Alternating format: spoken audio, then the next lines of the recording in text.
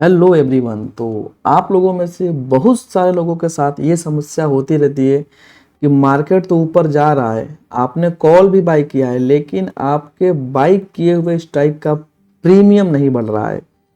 या फिर मार्केट नीचे जा रहा है, आपने कॉल को सेल किया है, लेकिन आपका सेल किया हुआ प्रीमियम डाउन नहीं जा रहा है, कम नहीं हो रहा है। या फिर ऐसा भी होता है कि मार्केट आपके फेवर में 3-4 कैंडल ऊपर की तरफ तो लगाया, लेकिन एक सिंगल छोटी सी कैंडल आपके अगेंस्ट बनी और आपका सारा प्रॉफिट खत्म हो गया। ये सारी समस्याओं से आप लोग अगर ऑप्शन में काम करते हो तो जाहिर सी बात है कि आप लोग इस समस्याओं से रूबरू होगे।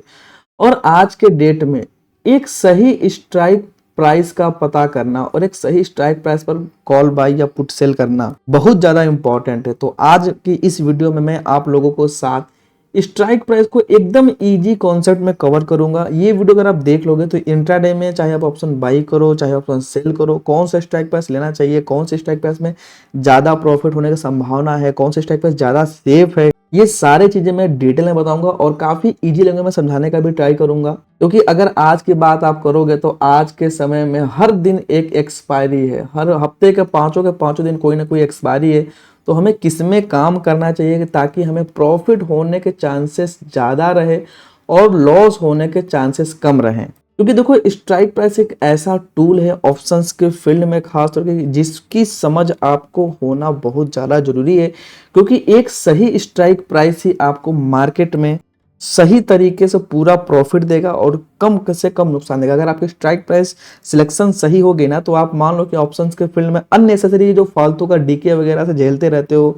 और कभी कभी आप ये भी देखते हो कि मार्केट भैया ऊपर गया, आपके प्रीमियम बढ़ नहीं रहे हैं, मार्केट नीचे गया लेकिन आपके प्रीमियम कम नहीं हो रहे। ये सारी समस्याओं का समाधान कहीं ना कहीं आपको इस वीडियो में पूरा का पूरा मैं देने वाला हूँ। चलिए, तो बिना टाइम वेस्ट किए सीधे सीधे टॉपिक पर आते हैं। देखो, दो तरह के पहली बात मार्केट में ट्रेडर होते हैं। एक होता है ऑप्शन सेलर जैसे कि मैं, और दूसरा होता है ऑप्शन बायर जैसे कि आप लोग। ठीक है, बहुत सारे लोग ऑप्शन बाय भी करते हैं, बहुत सारे लोग ऑप्शन सेलिंग भी करते हैं। देखो, सबसे पहले मैं सेलर्स की बात करूंगा, फिर मैं बायर्स को समझाऊंगा। ठीक है, देखो, सेलर्स के लिए सबसे जो बेस्ट स्ट्राइक प्राइस होती है वो होता है एटीएम। मतलब जहां पर मार्केट चल रहा है वहीं का एटीएम। ठीक है, वो सबसे बेस्ट स्ट्राइक प्राइस होता है, इससे बेहतर कुछ भी नहीं है। ठीक है, अब लेकिन जरूरी नहीं है। देखो, हर दिन क्या क्या होता है अभी मैं आपको सब कुछ बताऊंगा, कब एटीएम लेना चाहिए, कब ओटीएम लेना चाहिए, कब इन द मनी भी आप जा सकते हो, मैं आपको सब सब बताता हूँ। सबसे पहले मैं मानता हूं कि आप लोग एकदम बिगनर हो, एकदम मार्केट में बिगनर हो, या फिर आप लोगों को मार्केट का कुछ खास समझ नहीं है, मार्केट में आपके पास कोई प्रॉपर नॉलेज नहीं है, मार्केट में आपके पास कोई सेटअप नहीं है, आप लोग बस स्टार्टिंग कर रहे हो ऑप्शन सेलिंग में, और ये भी चाहते हो खास तौर के कि भैया मैं एकदम सेफर साइड रह करके ऑप्शन ट्रेडिंग करूं और मेरे को कभी भी मेजर डेंट ना पड़े अगर मार्केट मेरे अगेंस्ट भी जा रहा है, तब की मैं बात कर रहा हूं। ठीक है, तो उसके लिए सबसे बेस्ट, अगर आप बिगनर हो, सेफ जाना चाहते हो, तो एटीएम मत करो आप। एटीएम से दो स्ट्राइक प्राइस ओटीएम से आप लोग स्टार्ट करो। जैसे आपको अगर मान लो कि कॉल ही बेचना है, बिगनर की मैं बात करूं जिसको पास प्रॉपर नॉलेज नहीं है और जो एकदम सेफ चाहते हैं, तो वो क्या करें, वो एटीएम से दो स्ट्राइक प्राइस नीचे सेल करते हैं। ठीक है, दो स्ट्राइक प्राइस नीचे सेल कर दें। जैसे कॉल बेचना है तो इसको ना बच करके ये उनके लिए बेस्ट होगा। जैसे पुट बेचना है तो पुट ये एटीएम होगा, तो इसको ना बच करके दो स्ट्राइक प्राइस ऊपर की तरफ जो सस्ता होगा उसको बेच दें। ठीक है, अगर एक्सपायरी दिन काम कर रहे हैं तो दो की जगह वो एक स्ट्राइक प्राइस ऊपर बेचे, क्योंकि दो स्ट्राइक के बाद आपको प्रीमियम नहीं मिलेगा अगर एक्सपायरी के दिन आप काम कर रहे हो। तो अगर आप एक्सपायरी दिन काम कर रहे हो तो आप क्या करना, आप ओटीएम से एक स्ट्राइक प्राइस ओटीएम आप सेल कर दें। जैसे ये हो गया या फिर ये हो गया, ये केवल केवल एक्सपायरी दिन है।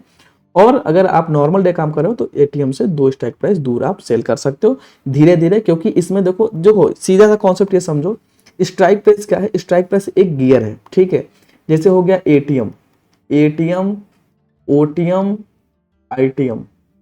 ठीक है, ओटीएम क्या होता है, ओटीएम फर्स्ट गियर है, जैसे स्लो गियर है, बहुत धीरे धीरे होगा। अगर जिसके प्रीमियम देखो, जिसके ओटीएम का प्रीमियम कम होगा, जिसके प्रीमियम जितना ज्यादा कम होंगे, अगर मार्केट आपके फेवर में जाएगा तो प्रॉफिट भी बहुत तेजी से होगा, और अगर आपके मार्केट अगेंस्ट जा रहा है तो आपको नुकसान भी बहुत छोटा सा होगा। ठीक है, उसी की तुलना में एटीएम क्या होता है, एटीएम एक तरह से मान लो कि फर्स्ट गियर की जगह पर आपका ये सेकंड गियर है।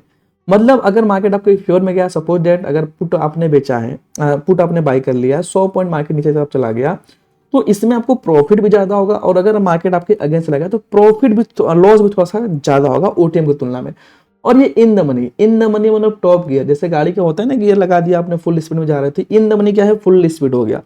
अब इसमें अगर मार्केट आपके फेवर में गया तो आपको प्रॉफिट भी बहुत जल्दी और बहुत ज़्यादा दिखेगा, और अगर आपके अगेंस्ट गया तो प्रॉफिट भी लॉस भी बहुत ज़्यादा दिखेगा और बहुत तेजी से दिखेगा। क्यों? क्योंकि इन द मनी के स्ट्राइक प्राइस के प्रीमियम जो होते हैं वो ज़्यादा होता है, जिसका जितना ज़्यादा प्रीमियम होगा वो उतना ही ज़्यादा मार्केट में फ्लक्चुएट करेगा अगर ऊपर, और उतना ही ज़्यादा नीचे जाएगा तेजी से। ठीक है, तो बिगिनर हो ओटीएम से शुरू करो। अगर इंटरमीडिएट लेवल पर हो, अगर मतलब मान लो कि बहुत ज़्यादा एक्सपीरियंस है आप लोगों को, मार्केट में आप काफ़ी ज़्यादा स्ट्रेटजी है, तो सबसे बेस्ट है कि एटीएम बेच दो। बस एटीएम बेच करके मौज करो, कोई दिक्कत नहीं ऑप्शन सेलर्स के लिए।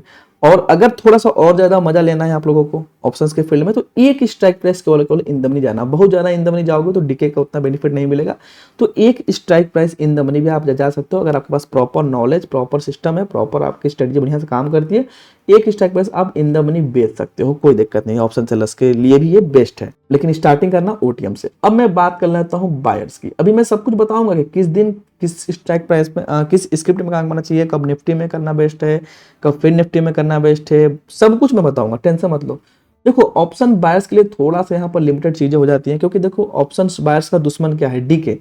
और डीके हर एक स्ट्राइक प्राइस में होता है, हर एक स्ट्राइक प्राइस में डीके होगा, चाहे इन द मनी हो, चाहे एटीएम हो, चाहे ओटीएम हो। ठीक है, लेकिन ज्यादा डीके किस में होता है? ज्यादा डीके एटीएम से लेकर के ओटीएम में होता है। इन द मनी में इन सबों की तुलना में, एटीएम और ओटीएम स्ट्राइक प्राइस की तुलना में, इन द मनी जितने भी स्ट्राइक प्राइस है उसमें डीके कम होता है। ठीक है, तो आप क्या कर सकते हो? आप इन द मनी चूज कर सकते हो। अब इन द मनी करना तो कितना ज्यादा इन द मनी कर सकते हो? देखो नॉर्मल कंडीशन में आप एटीएम, जैसे ये एटीएम हो गया ना, तो एटीएम से अधिकतम आप 3 स्ट्राइक प्राइस अंदर जाना, क्योंकि अगर 3 स्ट्राइक प्राइस के और ज्यादा इन द मनी लोगे कि डीके ना हो, तो इसमें बहुत ही ज्यादा मार्केट फ्लक्चुएट आपको देखने को मिलेगा। मतलब अगर मार्केट 10 पॉइंट गिर रहा है तो आपके प्रीमियम भी 7-8 पॉइंट गिर जाएंगे। अगर 10 पॉइंट मार्केट ऊपर उठ रहा है तो प्रीमियम भी 7-8 पॉइंट ऊपर उठ जाएंगे। तो यहाँ पर थोड़ा सा बहुत ज्यादा फ्लक्चुएट आपको देखने को मिलेगा। तो बेस्ट की अगर कैटेगरी बात करोगे सिंपल शब्दों में, तो मैक्सिमम 3 स्ट्राइक प्राइस अंदर, जैसे जैसे ये एटीएम होगा तो इसके 1 2 3 ये बेस्ट है, या फिर 2 स्ट्राइक प्राइस अंदर। ठीक है, मतलब 1 और 2 दूसरा स्ट्राइक प्राइस ले सकते हो आप।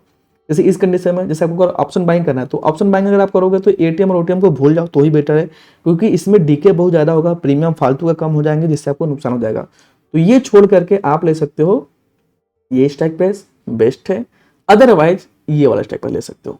ठीक है, एटीएम से 2 स्ट्राइक प्राइस या तीसरा स्ट्राइक प्राइस, ये सबसे बेस्ट रहते हैं ऑप्शन बायर्स के लिए। अब हम बात कर लेते हैं किस दिन कौन सा काम करें, क्योंकि भैया हर दिन तो एक्सपायरी है। अब देखो, अब भैया मंडे को भी एक्सपायरी, ट्यूसडे को भी एक्सपायरी, वेडनेसडे को भी एक्सपायरी, थर्सडे को भी एक्सपायरी, फ्राइडे को भी एक्सपायरी। अब पहले मैं बात करूंगा ऑप्शन सेलिंग की, जैसे कि मैं करता हूं। ठीक है, देखो अगर आप ऑप्शन सेलिंग करो तो आपको वो स्क्रिप्ट में काम करना है जिसकी एक्सपायरी पास हो, ताकि आपको डीके का बेनिफिट ज़्यादा मिले। ठीक है, अगर मार्केट साइडवेज भी हो रहा है तो भी डीके हो रहा है, मार्केट टाइम स्पेंड कर रहा है तो भी डीके हो रहा है, मार्केट तो आपके फेवर में नहीं जाएगा, फिर भी आपके ऑप्शन के प्रीमियम कम हो जाएंगे। तो यही तो बेनिफिट है ऑप्शन सेलर्स का। तो आपको वो स्क्रिप्ट में काम करना है जिसकी एक्सपायरी नियरेस्ट हो। जैसे मंडे को आपको काम करना है, तो मंडे के दिन किसकी एक्सपायरी होती है? मिड कैप निफ्टी की। तो आप मिड कैप निफ्टी में काम कर सकते हो, फर्स्ट प्रेफरेंस आप इसको दो। अब आप बोलोगे सर मैं तो मिड कैप निफ्टी में काम नहीं करता, या फिर जरूरी थोड़ी ना है कि मेरी स्ट्रेटजी मिड कैप निफ्टी में ही बन जाए। सबसे पहली चीज तो मैं आपको ये क्लियर कर दूं, देखो स्ट्राइक प्राइस का खेल ये है, चाहे आप सपोर्ट रेजिस्टेंस पर काम करो, ठीक है, चाहे आप टेल लाइन पर काम करो, चाहे आप कैंडल स्टिक पर काम करो, चाहे आप टेल लाइन पर करो, आरएसआई पर करो, एमएसटी पर करो, कहीं पे भी करो, कहीं पर भी आपकी एंटी एग्जिट तो होगी। आपको एंटी एग्जिट से मतलब नहीं है, कौन सा स्ट्राइक प्राइस सिलेक्ट करना है, किस स्क्रिप्ट में काम करना है, ये बताएगा। तो सबसे फर्स्ट नंबर पर होना चाहिए, सबसे फर्स्ट प्रायोरिटी होना चाहिए आपका, अगर मंडे को आप ऑप्शन सेलिंग कर रहे हो तब होना चाहिए आपका मिड कैप निफ्टी। अब आप बोलोगे सर मेरी स्ट्रेटजी मिड कैप निफ्टी में काम नहीं करी, या फिर मेरे को एंट्री उसमें नहीं मिली, तो आपका दूसरे नंबर पर होना चाहिए फिन निफ्टी। क्यों? क्योंकि इसकी एक्सपायरी उसके अगले दिन है। ठीक है, तो इसमें क्या होगा, इसमें आप लोगों को डीके थोड़ा सा ज्यादा मिलेगा। अब आपने बोला कि सर मेरी स्टडी तो फिन निफ्टी में भी नहीं बनी, कोई बात नहीं, ये फर्स्ट प्रेफरेंस दे दो, ये सेकंड प्रेफरेंस दे दो, ये थर्ड प्रेफरेंस दे दो, ये फोर्थ दे दो, ये फिफ्थ दे दो, लास्ट में सबसे सेंसेक्स। अब मंडे को काम करना है, मिड कैप निफ्टी में आपको अपॉर्चुनिटी नहीं मिली तो फिर निफ्टी में देख लो। क्यों? क्योंकि इसकी एक्सपायरी उसके अगले दिन है, तो इसमें भी डीके अच्छा खासा होगा। और फिर निफ्टी में भी नहीं मिला तो उसके आगे देख लो आप बैंक निफ्टी, आप यहाँ से बैंक निफ्टी में भी काम कर सकते हो, कोई दिक्कत नहीं है। अब आपने बोला कि सर बैंक निफ्टी में नहीं मिला अपॉर्चुनिटी, कोई बात नहीं, लास्ट में निफ्टी में रख लो, किसी में ना किसी में तो मिलेगा अगर आप सही सेटअप पर काम कर रहे हो। अब सर निफ्टी में भी नहीं मिला, कोई बात नहीं, सेंसेक्स में काम कर लो। मतलब ये आपका हो गया प्रायोरिटी के हिसाब से, ठीक है, कि मतलब आपके दिमाग में किस पर पहले ज़्यादा फोकस होना चाहिए, पहले मिड कैप निफ्टी। देखो मैं पर्सनली क्या करता हूँ, मैं फिर निफ्टी, बैंक निफ्टी, निफ्टी में काम करता हूँ। मेरे लिए मिड कैप निफ्टी सेंसेक्स उतना वैल्यू नहीं है, तो मैं मंडे को भी क्या करूँगा, मैं मंडे को भी फिर निफ्टी को पहले नंबर पर रखूंगा, उसमें नहीं मिलेगा तो बैंक निफ्टी में काम करूंगा, लास्ट में नहीं मिलेगा तो निफ्टी में काम करूंगा। मेरा यही सिस्टम चलता रहता है। अब आपने मान लिया कि सर ठीक है मंडे को तो हो गया, अब ट्यूजडे को क्या करें, ट्यूजडे को भी एक्सपायरी किसकी है, फिर निफ्टी की है, तो सबसे पहले लिस्ट पर यही रहेगा आपका। और फिर निफ्टी में नहीं मिला तो फिर बैंक निफ्टी में देख लो, ठीक है, बैंक निफ्टी में नहीं मिला अपॉर्चुनिटी तो फिर निफ्टी में देख लो, किसी में ना किसी में मिलेगा। मतलब फर्स्ट प्रायोरिटी में फिर निफ्टी, सेकंड में बैंक निफ्टी, तीसरे में निफ्टी। क्यों? क्योंकि आपको डीके का बेनिफिट चाहिए। उसी तरह अगर वेडनेसडे की बात करोगे तो बैंक निफ्टी, उसके बाद निफ्टी। क्यों? क्योंकि उसके जस्ट एक दिन बाद एक्सपायरी है।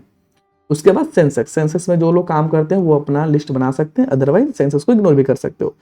अब थर्सडे के दिन निफ्टी में ही काम कर रहे हो तो भैया निफ्टी के बाद आप क्या कर सकते हो, निफ्टी में अपॉर्चुनिटी नहीं मिली, सेंसेक्स में देख लो, ठीक है। सेंसेक्स में नहीं मिला तो फिर से मिड कैप निफ्टी की एक्सपायरी पास आ जाएगी, तो आप मिड कैप में देख सकते हो, ठीक है। मिड कैप में नहीं मिला, लास्ट में सबसे रखो फिन निफ्टी को, और उसके बाद रखो बैंक निफ्टी को।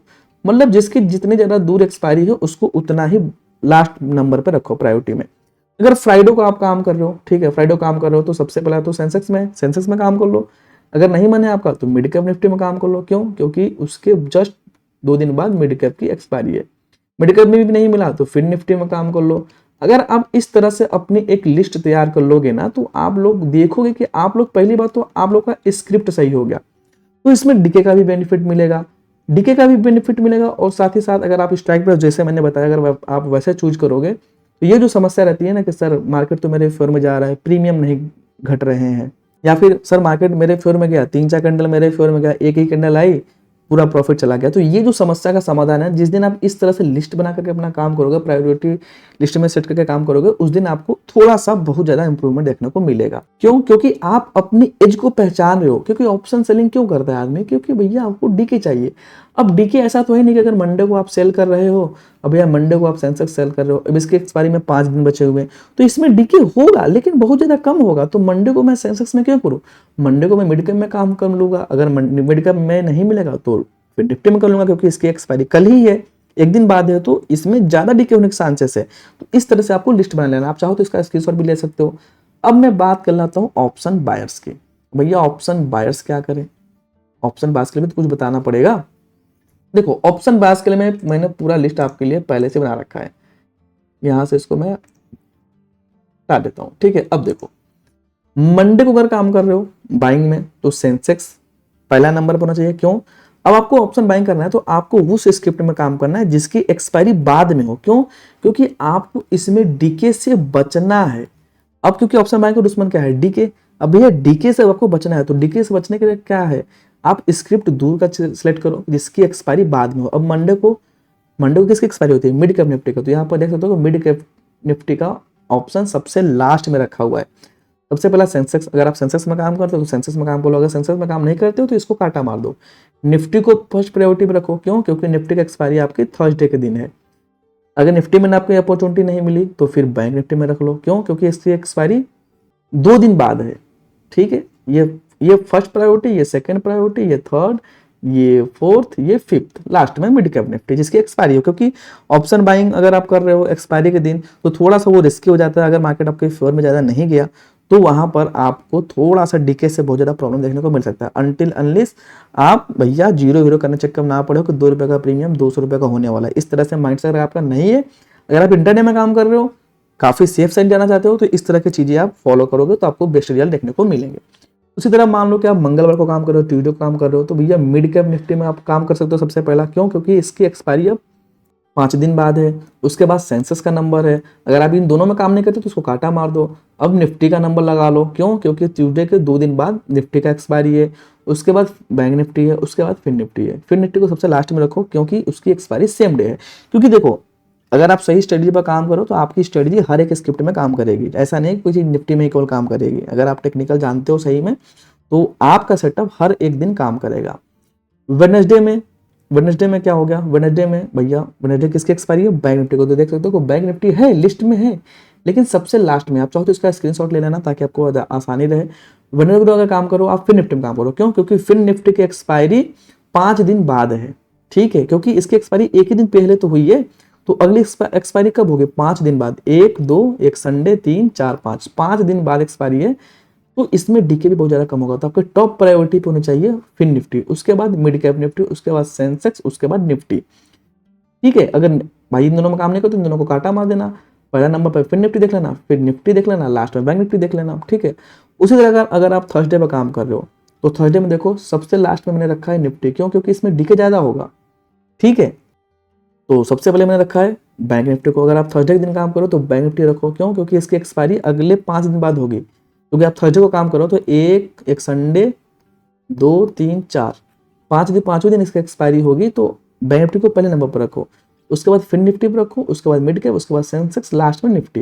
अगर आप फ्राइडे को ऑप्शन बाइंग कर रहे हो तो सबसे फर्स्ट नंबर पर आप निफ्टी को देख सकते हो, उसके बाद बैंक निफ्टी को देख सकते हो, उसके बाद फिर निफ्टी को देख सकते हो। इससे क्या होगा? इससे आप उस स्ट्राइक में काम करोगे। ये मैंने सेट करके रखा है प्रायोरिटी हिसाब से, आप चाहो तो इसको अपने हिसाब से भी मैनेज कर सकते हो, कोई दिक्कत नहीं है। लेकिन ये क्या है, ये एक आइडियल है। इसके वजह से आप उसी स्ट्राइक में काम करोगे ऑप्शन बाइंग में कि जिसमें डीके बहुत ज्यादा कम हो, कम होने के चांसेस हो। देखो डीके तो होगा, लेकिन अगर आप इस मेथड को फॉलो करोगे ना तो डीके कम से कम होगा, ठीक है। और अगर आपको डीके को अपना दोस्त बनाना है तो स्विच कर लो ना, ऑप्शन सेलिंग पर स्विच कर लो। कितना समय लगेगा? प्रीमियम में कोई बहुत ज्यादा नहीं लगता है, अब मार्जिन में बहुत ज्यादा कम लगता है हेजिंग करके, ठीक है। अब हेजिंग के लिए मैंने मल्टीपल वीडियो बना रखे हैं, खुद भी ट्रेडिंग करके रखा हुआ है। अब वही सारी चीजें हर वीडियो में रिपीट नहीं करूंगा। और कमेंट करो जल्दी जल्दी अगला वीडियो आपको किस टॉपिक पे चाहिए।